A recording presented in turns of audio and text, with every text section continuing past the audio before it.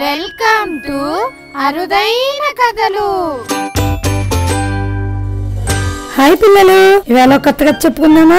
అనగనగా ఒక అడవి. ఆ అడవిలో ఎలుగుబంటి ఉండేది. దానికి 2 పిల్లలు.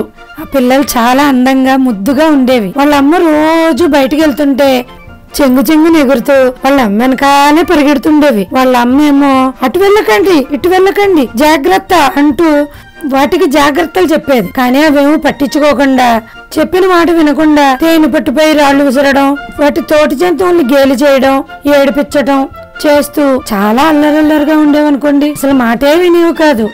దాంతో వాళ్ళమ్మ కోపం వచ్చి, మీరెక్కడికైనా బయటికి వెళ్ళినప్పుడు నాతో చెప్పి వెళ్లాల్సిందే, నాకు చెప్పకుండా బయటికి వెళ్ళవద్దు. అమ్మేమిటి ఇలా కండిషన్లు పెడుతోంది, ఎందుకు అని ఆలోచిస్తున్నాయి. సరే అయితే రేపటి నుంచి అమ్మకి చెప్పే వెళ్దాం.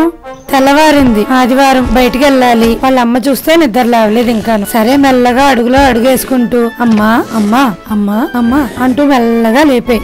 అయినా వాళ్ళమ్మ ఉలుకు పలుకు లేదు. మెల్లగా వాళ్ళమ్మ కాళ్ళని గీరటం మొదలు పెట్టాయి. ఒక్క తాపు తన్నింది. వెళ్ళగా అంత దూరంలో పడ్డాయి. మళ్ళీ ఒళ్ళు దులపరుచుకుని మెల్లగా అడుగులో అడుగేసుకుంటూ ఈసారి పొట్ట దగ్గరికి వచ్చాయి. అమ్మా అమ్మా అంటుంటే వాళ్ళమ్మ అంటూ గురకలు తీస్తోంది. వాళ్ళమ్మ కొంచెం కూడా పలకట్లేదు. ఆ గురక దెబ్బకి వాళ్ళ చిన్నోడు ఎగిరి అంత దూరాన్ని పడ్డాడు. అమ్మ బాబోయ్, అమ్మ ఇంత పెద్ద సౌండ్ చేస్తోందా?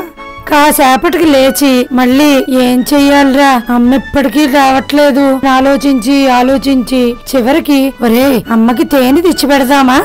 ఆహా అవును రోయ్, నిజమే, పద వెళ్లి తేనె తీసుకొద్దాం అని ఇల్లంతా వెతకడం ప్రారంభించి వాళ్ళ అమ్మ తేనె పాడు చేస్తారని వాళ్ళకే తెలియకుండా దాచిపెట్టేసింది. తన సామాన్లన్నీ కింద పడేసాయి. ఈ లోపల వెలిగి తేనె డబ్బా దొరికింది. అంతే, ఇల్లంతా చిందరవందర చేసేసి మెల్లగా మధ్యలో కూర్చుని ఈ 2 అమ్మల్లేపాలన్న విషయం కూడా మర్చిపోయి తేనె తాగుతూ కూర్చున్నాయి. అంతే, అటు తేనె వాసన మెల్లగా వాళ్ళమ్మ దాకా చేరింది. ఇటు తేనె వాసన, అటు సామాన్ చప్పుడు. రెండింటికి వాళ్ళమ్మ లేచి కూర్చుని కర్ర పట్టుకుని గదిలోకి వచ్చి నుంచుంది.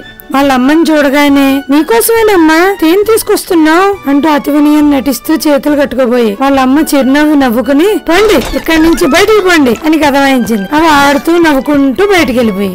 చూసారా పిల్లలు, ఎంతకైనా అమ్మ అమ్మే, ఎంత అల్లరి చేసినా అమ్మ కాబట్టి ఏమీ అనదు అన్నట్టు. పిల్లలు, ఇంకో మాట, మనం ఎక్కడికి వెళ్ళినా ఏం చేసినా ప్రతిదీ అమ్మకి చెప్పాలి, మర్చిపోకండి.